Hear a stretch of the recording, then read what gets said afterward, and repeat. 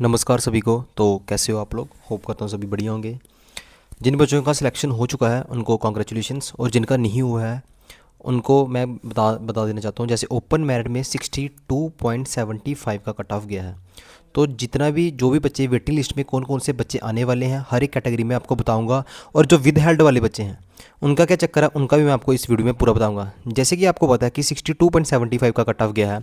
अगर आप देखो तो मैंने यूट्यूब के ऊपर एक वीडियो डाली थी, जो वीडियो 2 हफ्ते पहले की थी। उसमें मैंने आपको पहले ही बता दिया था कि 62.75 का कट ऑफ रहने वाला है ओपन मेरिट की कैटेगरी के लिए। और आर्मड की बात करें तो आर्मड में 62 का जाने वाला था, और एग्जीक्यूटिव की बात करें तो एग्जीक्यूटिव में 65 का जाने वाला था। तो ऐसे ही सेम हुआ। ऐसे ही आप अगर जेन्युइन कट ऑफ के जानने के लिए आप इस चैनल के साथ बने रहना आगे भी। तो बात करते हैं जो भी बच्चे 62.75 के ऊपर अभी हैं जिनका सिलेक्शन हुआ है उनकी अच्छी बात है। अभी बात करते हैं वेटिंग लिस्ट में कौन से बच्चे आने वाले हैं ओपन मेरिट कैटेगरी से। तो मैं आपको बता देता हूँ, मैंने पूरा एनालिसिस किया आज। मैंने देखा कि जो टेली कम्युनिकेशन के मेन फैक्टर जो है वो है टेली कम्युनिकेशन का।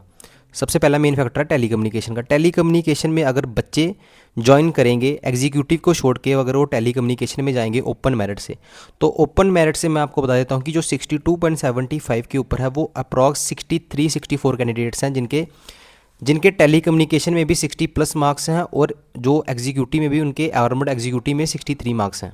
ठीक है, ऐसे 63 कैंडिडेट्स हैं जिनके 62.75 आर्मड में उनका नंबर आ गया है, और उनके 60+ मार्क्स हैं टेलीकॉम में। तो वो हमें पता है कि वो टेलीकॉम ही ज्वाइन करेंगे।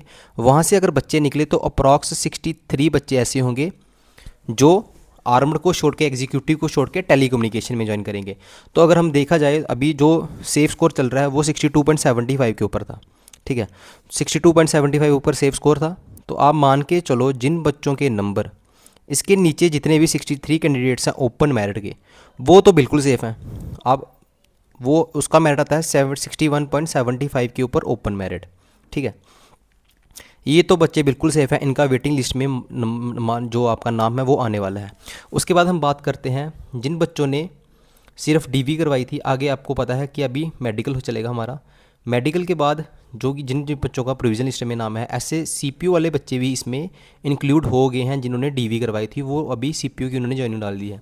ऐसे बीच में कोई हाई कोर्ट का बच्चा होगा, और कोई आप मान के चलो एसएससी जीडी का बच्चा होगा। आप मान के चलो कि 30 बच्चे ऐसे यहाँ से निकल जाएँ तो जो आपका ओपन मेरिट का जो रहने वाला है वो 61.25 से लेके 61.75 के बीच में ओपन मेरिट का जो आपका मेरिट है वो इतना जा सकता है।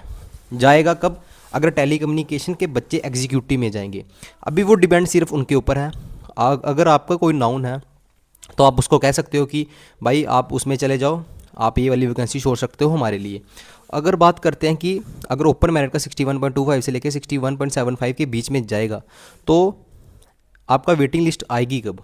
वेटिंग लिस्ट तब आएगी, आपको पता है अभी डीवी चलेगा 8 तारीख से लेकर 10 तारीख के बीच में, किसका? टेली कम्युनिकेशन का। उसके बाद टेली कम्युनिकेशन की प्रोविजन लिस्ट आएगी जिन बच्चों की टेली कम्युनिकेशन में सिलेक्शन होगी। उसके बाद इनका चलेगा मेडिकल प्रोविजन लिस्ट, मतलब आपका मेडिकल के लिए आपको बुला लिया है उन्होंने।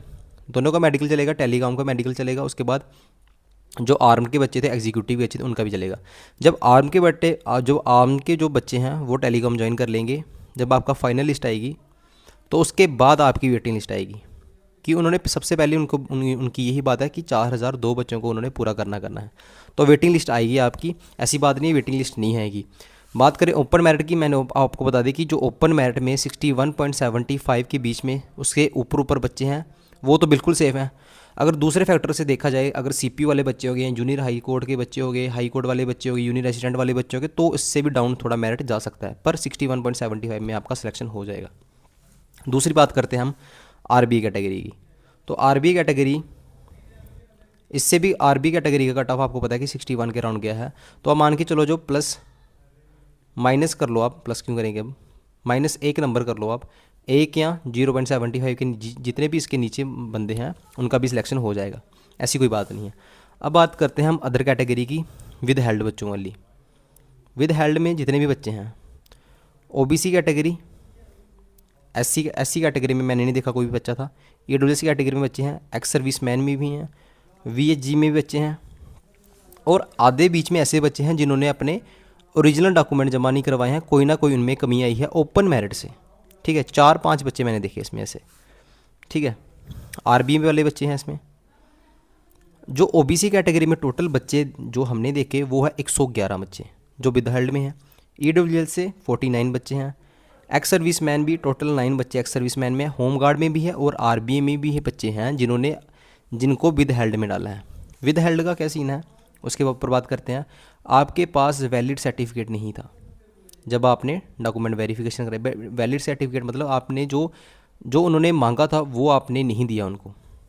जैसे अगर यूटी का मांगा था तो आपने यूटी का नहीं दिया, आपने उनको स्टेट का दे दिया है, तो वो आपका एक्सेप्ट नहीं किया गया। उन्होंने मांगा है कि यूटी का। अब क्या करना है आपको उन्होंने 15 दिन दिए हैं। 15 दिन के अंदर आपको उन्होंने एक ईमेल दी है जिसके ऊपर आप अपने ओरिजिनल डॉक्यूमेंट सबमिट कराने पड़ेंगे आपको, ठीक है। अभी 5 तारीख को रिजल्ट आया था, 15 मान के चलो 20 दिन, आप मान के चलो 20 दिन के 20 दिसंबर के बाद आपका जो मेडिकल होगा वो मेडिकल 20 दिसंबर के बाद स्टार्ट होगा। अब बात करते हैं, अगर ओबीसी के 111 में से जो बच्चे हैं जब इन्होंने फॉर्म फिल किया था तब तो इन्होंने ओबीसी टिक कर दिया था, पर इनके पास ओबीसी नहीं है, इनका सिलेक्शन हो गया है।